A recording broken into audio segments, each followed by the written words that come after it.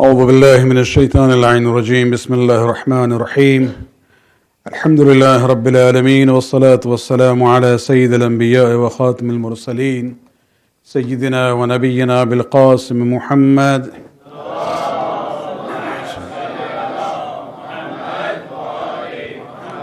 وعلى أهل بيته الطيبين الطاهرين المعصومين واللعنة الدائمة الباقية لأعدائهم من الآن إلى قيام يوم الدين.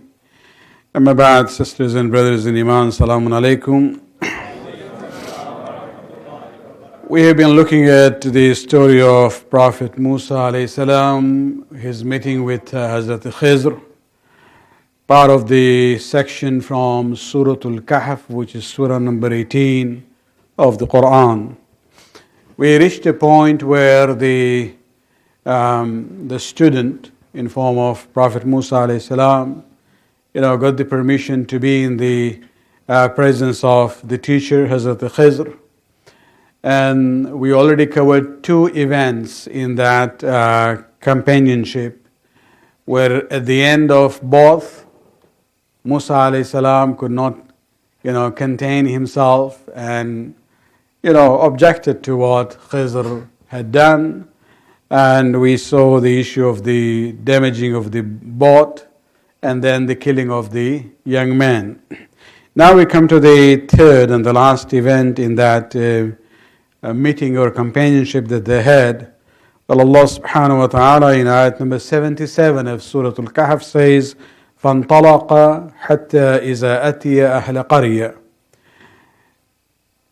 استعتمها أهلها فأبوا أن يضيفوهما. This is where, basically the ayat is saying that so they went on together after that second incident and the second location until they came to the people of a village. Ahl Qarya doesn't have to be necessarily a small village, even a town would be the Qarya. And because they were tired, they asked the villagers for food. But they refused to host them. They were strangers, they didn't know them. I'm not justifying it, but just saying how it happened. They said sorry. And so when we look at this, where did this happen? What was the city?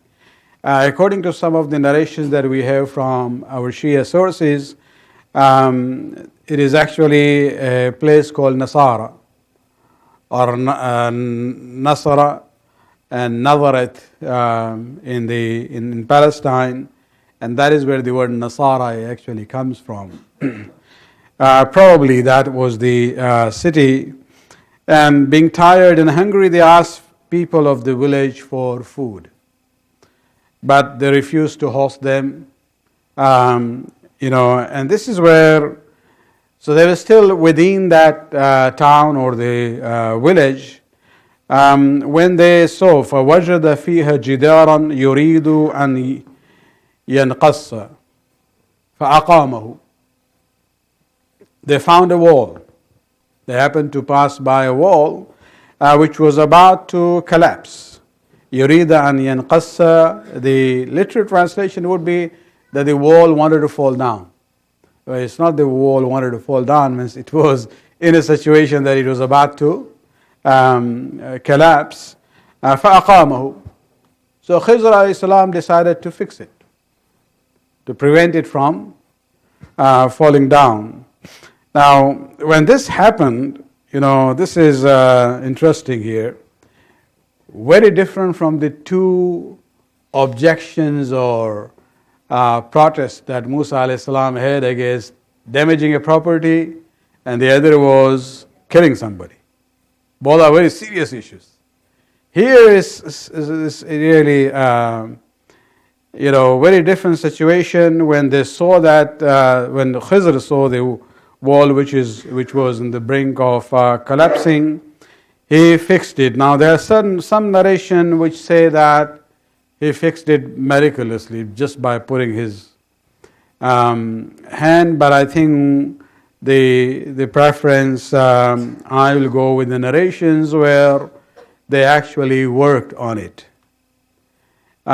Because the issue of getting a reward or ajr doesn't apply for miracles. No Anbiya or no Rasul or Nabi or Wali would ever ask people for ajr for miracles. Of course, we have people pseudo miracle makers. That's their business. Yeah, but this is where you realize once it becomes a business, it's not really anything. There is no karamat there.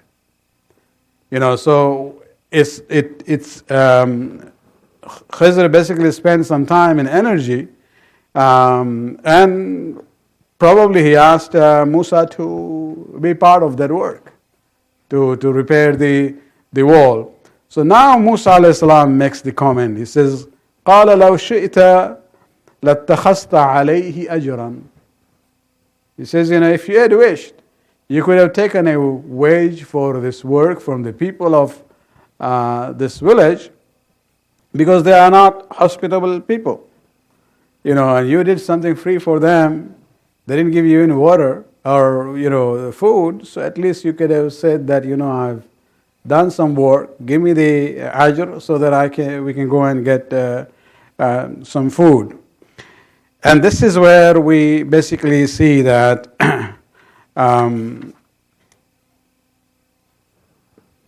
let me just end this. Now this was what happened there. Khizr alayhi salam now makes a final decision. Now he doesn't say that, see, I told you, you will not be able to bear with me.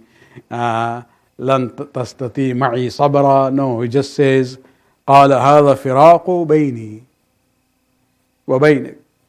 This is the parting between me and you. That's it. Third strike. First, I let it go. Second, I let it go. Third one, you go your way, I go my way. And this is where we come to the conclusion of the third event. The ayat later on now talk about the ta'wil, the explanation or justification that Hazrat Khizr had for all his three actions. And inshallah we'll deal with each of them, from tomorrow. What I would like to do this evening is just to go to the ta'wil from one of the hadiths of our, probably the fifth or the sixth Imam Muhammad al-Baqir, Imam Ja'far al-Sadiq alayhi salatu wasalam.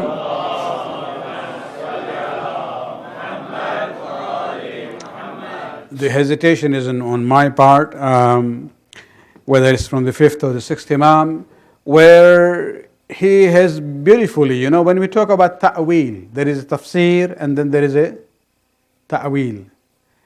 And as Amir al-Mu'mineen says, they are, even in the Zahiri tafsir of the Quran, there are levels. Even in the Batini tafsir of the Quran, there are levels. And one of the examples is of these three events: damaging the boat, killing the young man, and repairing this wall without asking for any reward in return. It's interesting that the Imam says these were in a way a reminder to Musa alayhi salam from Allah subhanahu wa ta'ala. That you remember, the way we protected you when you were born. What happened to you? We asked your mother to put you in a sanduq, in a basket, and put you in the river. You didn't drown. You were protected. That was one. The second one, he says, remember, this is what the Imam is, linking the ta'wil there. He says, when you started going out of the palace of Fir'aun where you were raised, and there was a moment where one of those from Bani Israel was having an argument from one of those who were Egyptians. And the one from Bani Israel who was, Quran uses the word, min shi'atihi. He was from his followers, from the Shia. And the other was from his adu. So you have Shia and adu. These are opposites. So you have Shi'atu Ali or you have Adu Ali. And so the word Shia here is being used in a positive sense. This is just to keep in mind that, sometimes we hear, there are no names of Shias, in Quran it is there. Anyway, that's a different story there. And so when this Shia of Musa asked him, istaghathahu. What is istighatha? Seeking help. Basically saying, Ya Musa adrikni. Or put it in our own terms, Ya Musa madad. You can fill in the gaps later on. Those who say there's shirk and bid'at, look at that. Quran doesn't say negatively anything about that part of the story. And so Musa alayhi salam now responds to the istighatha of his Shia to help him. And he basically, punched this other person who died. And because he was from the Egyptians, he became afraid that, they said, this person has killed an Egyptian, supporting Bani Israeli who were our slaves. And this is where he flees Egypt, goes to Madyan. So that issue of killing that person, Imam says this was like the second event of Khizr alayhi salam. Then the third is also very interesting, and this is where I wanted to actually talk about this narration. This was the main part of it. That here we saw that Khizr alayhi salam, probably with the help of Musa, fixed the wall, which was on the brink of collapsing. Repaired it. And these were the people, the villagers who were not hospitable, who refused to give food to these travelers, strangers.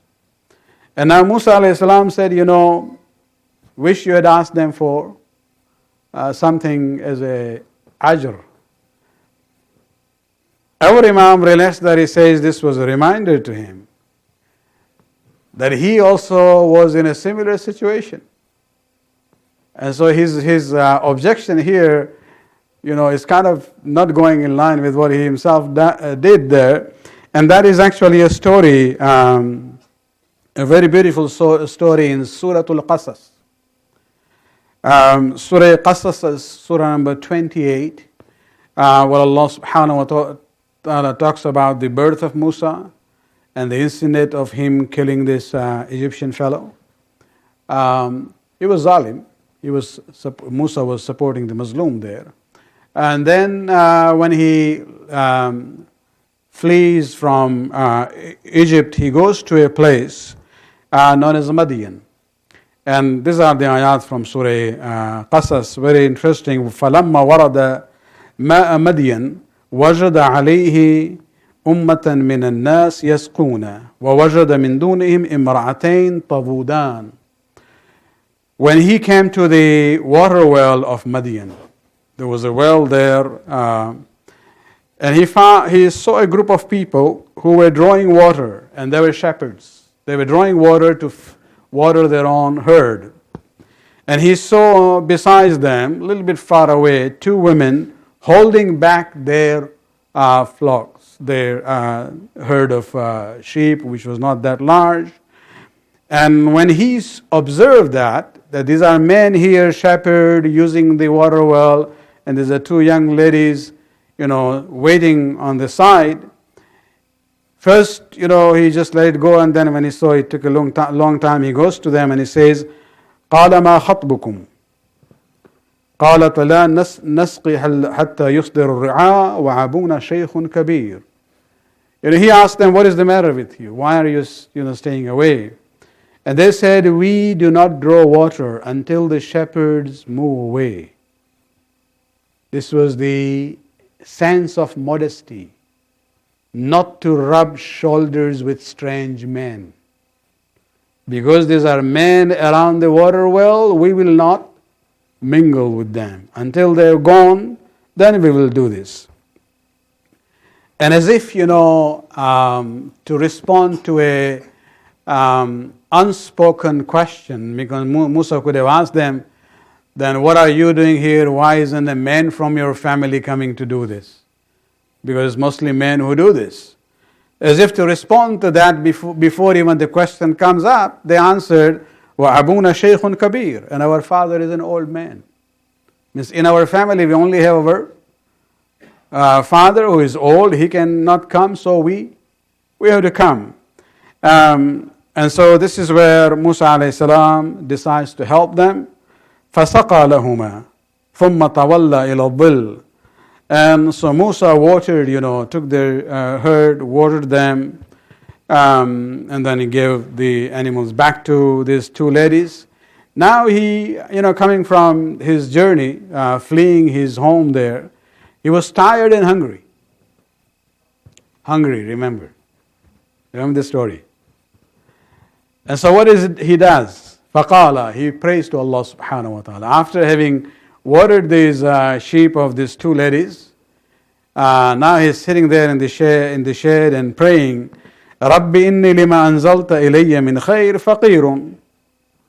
فَقِيرٌ. Praying to Allah subhanahu wa ta'ala, my Lord, I surely stand in need of whatever khair and good that you may send down upon me. At that time, what Musa wanted was food, nothing else. When he says khair here, he's referring to food.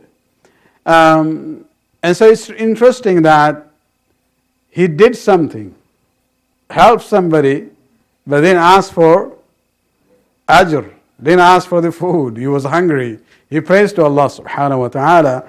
This was kind of a reminder for him in that other case.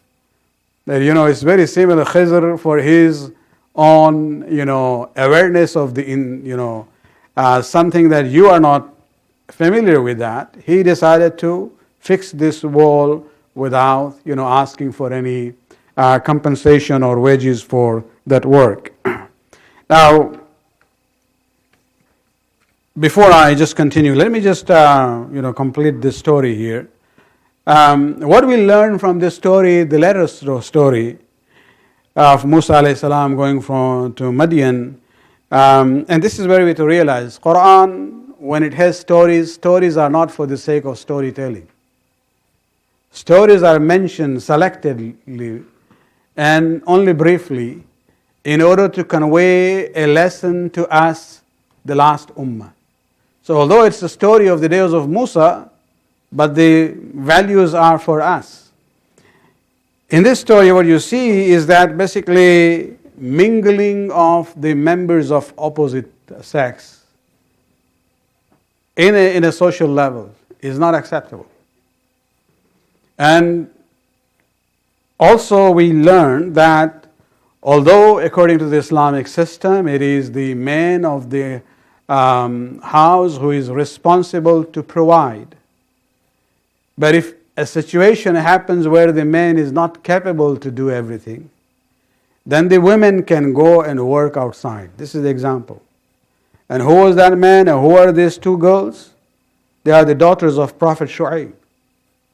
They are daughters of a prophet. And this old man that they are referring to as their father is Prophet Shu'aib. So it shows that women, not necessarily as a first choice, but if there is a need, they can go out to work, provided there is no, rubbing shoulder to shoulder with mahram, with those who are not mahram. Other thing that we interestingly learn is that, and then I don't have the slides for it, but after Musa alayhi salam did his dua, sitting there asking Allah to, I'm hungry, he realized that after a while, one of these two young ladies came back. فَجَاءَتْهُ إِحْدَاهُمَا تَمْشِي عَلَى إِسْتِحْيَاءٍ. One of these two young ladies came back and came to him ala istihya. Istihya is from haya. Again, if you want to interact in society, especially for women, the issue of maintaining haya and modesty is part of the whole system according to Quran itself. قالت إن أبي يدعوك ليجزيك أجر ما سقيت لنا. That my father is calling you, because when they went back and they narrated the story what happened, she says, my father is calling you to reward you for watering our animal. فَلَمَّا جَاءَ وَقَصَّ عَلَيْهِ الْقَصَص. The whole story goes on. I'm just bypassing here. At the end, when Prophet Shu'aib heard the story of Musa alayhi salam and what had happened to him and why he ran away from Egypt, of course, he invited him. They had a meal. And then, of course, he didn't get any money for it. It was just, the reward was basically to, invite him to have a meal with them.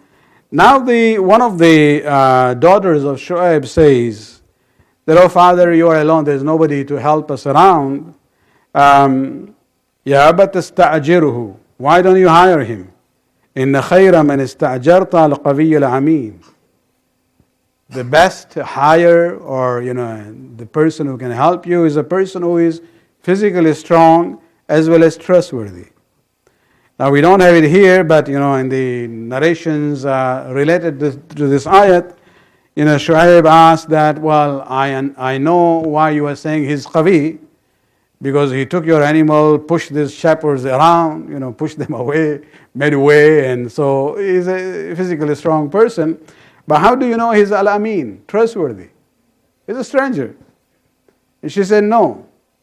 When I asked him to come to our home, I started walking ahead, and he was behind, so that I can show him the way to our home. And he said, 'I want to go ahead of you, and wherever I have to turn, you tell me right or left or go straight.' Why? Because I come from the family of the prophets. We do not look at the back of the women." So this was what we call amanat, of the modesty and the decency of the person. And this is where Shu'aib agrees, and then he proposes to Musa alayhi salam. قال إني أريد أن أنكحك أحد ابنتي هاتين. I would like to give one of these two daughters to you in marriage. And now this is the mahar. Muslims should say, we would be happy we were not at that time. See the mahar here. ألا أن تأجرني ثمانية حجج. I am willing to give one of my daughters to you in marriage, provided you have to work for me for 8 years. And if you are able to complete, فَإِنْ أَتْمَمْتَ عَشَرًا فَمِنْ عِنْدِكَ. If you want to stay and work for 10 years, that's good. That's your wish. And this is, of course, this is for the father-in-laws to be. This is that time, not now.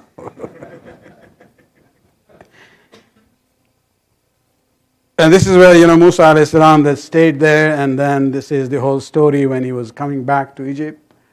Now he had children, and on the way it was dark, thunder, and this is where he looks for looking for light, goes to the burning bush, hears the voice, and his risalat starts. So that's how we see that story ending. Anyway, our Imam have connected this three events of Musa alayhi salam with Khizr on one level with the life of Musa alayhi salam himself. So I just wanted to put that perspective here. Salawat padne ek baar.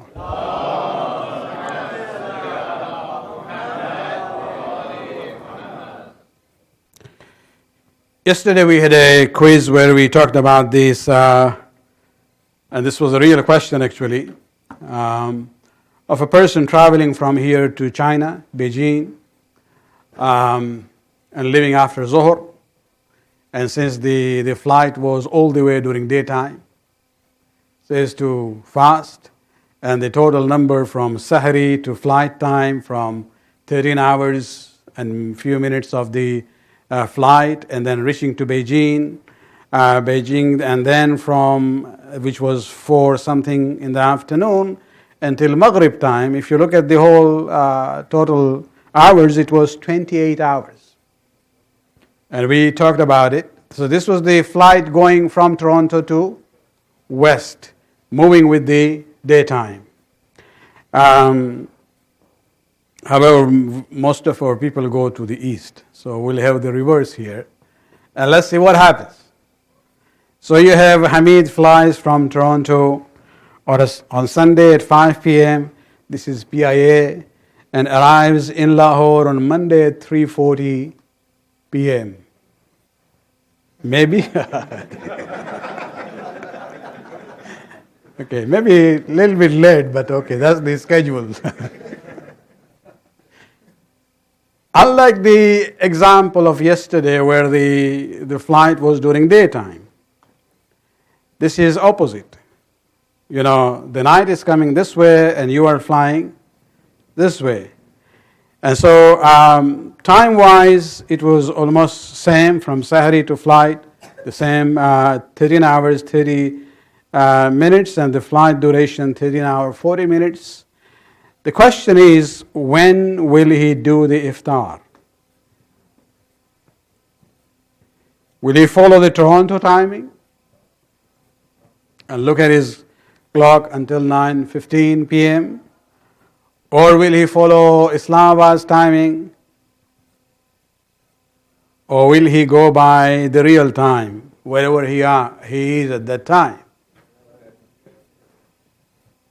Was in a similar situation coming from Mexico to here, and I told the pilot when the sun sets, when he sees it, then home. Okay. You do qaza? And then I ended. No, I'm just okay. You're okay. You basically. Going back to your first question, you are arriving in China not next day but 2 days later because you crossed the Pacific. Yeah, means you're missing a day there. We'll come to that about namaz later on. Let's deal with this issue of roza. So when will you do you're not for iftar traveling in this situation going from here to east. You don't follow Toronto's time. You don't follow the destination time. You follow actually wherever you are. Normally these days you have there, it says origin, destination, and local timings.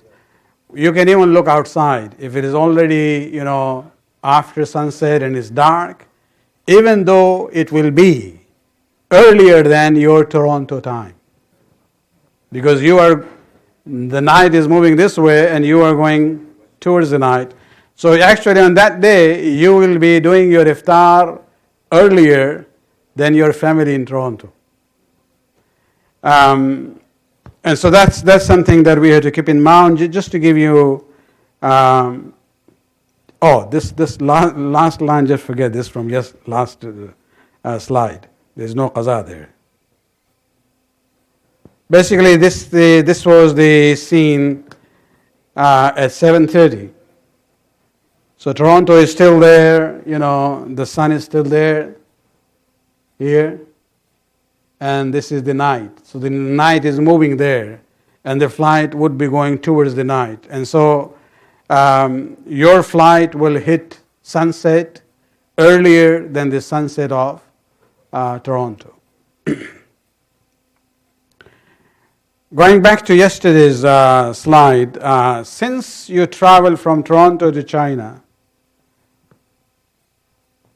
going all the way during daytime and crossing the international date line, and you reach there, it's 4 p.m., although you traveled for about 14 hours, but there was no night at all. You left here at 2 p.m., you reached there, it's 4 p.m.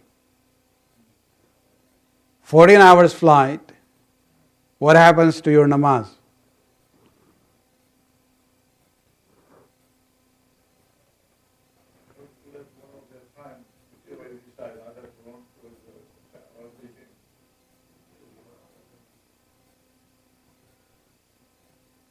If you are going with the time, it's daytime, daytime, daytime all the way. So sunset didn't happen. Dawn didn't happen. So you actually, in a way, are free. Yeah. Yes. If you didn't pray it here. Okay. But what about this other flight from Toronto to Lahore? Or, Istanbul or Tehran or wherever you're going. You did iftar early than Toronto time. But even the Fajr will happen earlier. So you have to look at where you are and do Fajr at that time, Zohar at the time when it is midday. And so you actually have to look at the screen where they give you the destination, the origin, the destination, and the local time. And figure that according to that, or ask the pilot if you want, just to make sure that you are doing your namaz on time. Going back to the China, you have to say one day that Khizr, where you get 124 hours salah. But you didn't get sunset or dawn.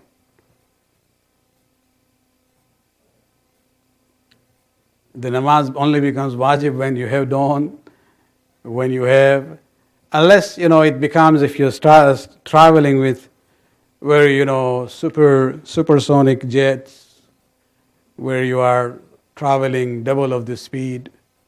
There are different masail for that. But the normal situation, no. Yeah. We have a couple of minutes. Any question on that? Yes.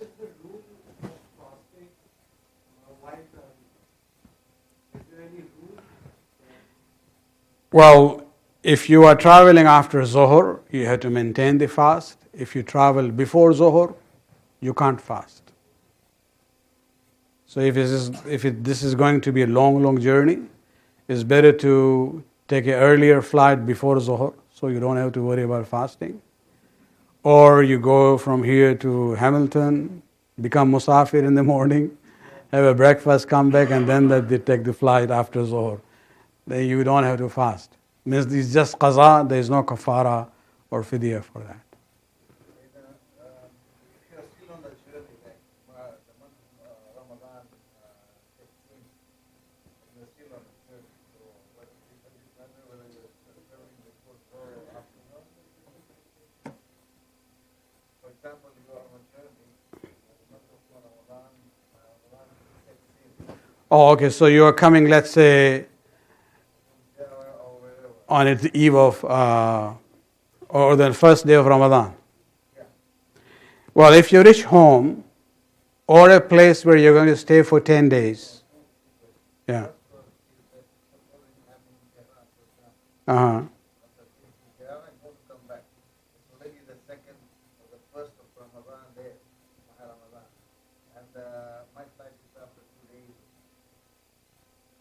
Mm-hmm. If you are in Tehran for less than 10 days during those first 2 days of Ramadan, you can't fast. For a Musafir to fast in traveling, he or she must be there 10 days minimum.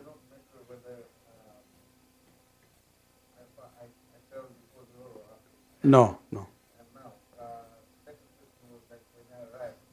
When you come back home, if you reach before Zohar,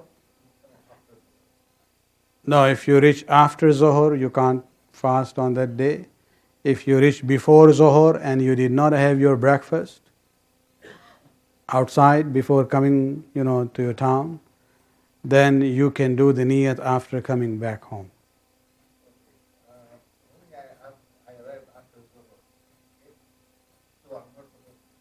No. Well, you have to maintain whether you can eat later on or not. You are not in the state of fasting, so it is not haram for you to eat. But you have to maintain hurmat of Ramadan and not eat publicly. Publicly means even other family members who are fasting. ربنا آتنا في الدنيا حسنة وفي الآخرة حسنة وقنا عذاب النار برحمتك يا أرحم الراحمين